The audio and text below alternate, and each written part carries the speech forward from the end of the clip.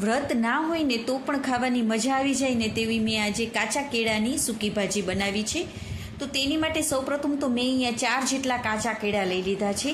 તો તેને આપણે વરાળથી બાફવાના છે. તો મેં અહીંયા ઇડલી સ્ટેન્ડમાં પાણીને પહેલેથી જ ગરમ કરવા મૂકી દીધું હતું.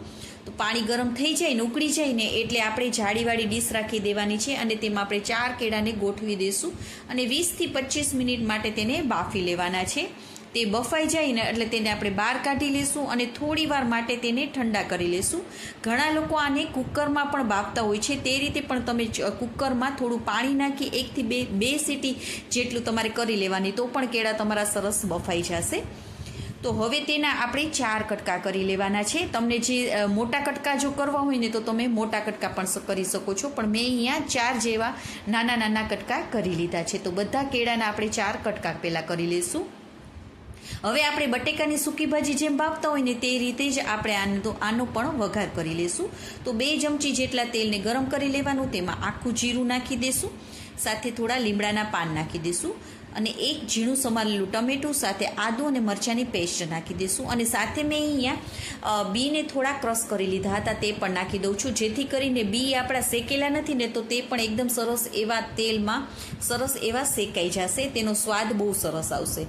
હવે આપણે ટમેટાં ગળી જાય ને માટે સાથે આપણે થોડી હળદર અને મીઠું નાખી દઈશું અને જો તમને એવું લાગે ને કે નીચે ચોટે છે તો તમારે થોડું પાણી એડ કરી દેવાનું, કારણ કે આદુ અને બી છે ને એના હિસાબે તમારે થોડું નીચે તળિયે ચોટી જાય એવું લાગશે, માટે થોડું પાણી નાખી અને ટમેટાં ગળી જાય ને ત્યાં સુધી આપણે તેને પકાવી લેવાનું છે. પછી તેમાં આપણે લાલ મરચાંનો પાવડર અને ધાણા જીરુંનો પાવડર, સાથે મેં થોડી ખાંડ પણ નાખેલી છે. ખટ્ટો મીઠો સ્વાદ હશે ને તો જ ખાવાની મજા આવશે આ સૂકી ભાજી.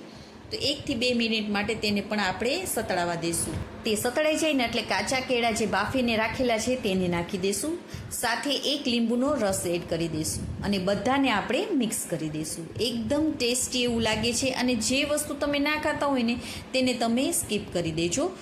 તો તમે પણ એકવાર જરૂરથી ટ્રાય કરજો. કાચા કેળાની સૂકી ભાજી બહુ જ સરસ લાગે છે. ઉપરથી થોડી કોથમીરને આપણે સ્પ્રિંકલ કરી દઈશું. તો આપણી આ કાચા કેળાની સૂકી ભાજી તૈયાર છે. તો તમે તેને ફરાળી રોટલી સાથે અથવા પૂરી સાથે ખાઈ શકો છો અને એમનેમ પણ ખાવી હોય ને રોટલી કે પૂરી વગર તો પણ ખાવાની ખૂબ જ મજા આવે છે. ખાટો મીઠો સ્વાદ હોય છે ને તો એકદમ ટેસ્ટી લાગે છે. તો તમે પણ એકવાર જરૂરથી ટ્રાય કરજો. અને હા, જો તમને આ મારી રેસીપી ગમી હોય ને તો પ્લીઝ લાઇક કરજો અને મારી ચેનલમાં નવા હોય તો સબસ્ક્રાઈબ કરજો. ફેસબુક અને ઇન્સ્ટાગ્રામમાં જોતા હોય તો ફોલો પણ કરજો. અને તમને અમારી રેસીપી કેવી લાગી તે કમેન્ટ કરીને પણ કહેજો અને તમારા ફ્રેન્ડ્સ સર્કલને શેર પણ કરજો. ઓકે ફ્રેન્ડ્સ, તો આવી જ નવી નવી રેસીપીઓ સાથે આપણે ફરી મળીશું. ત્યાં સુધી બાય બાય. જય માતાજી.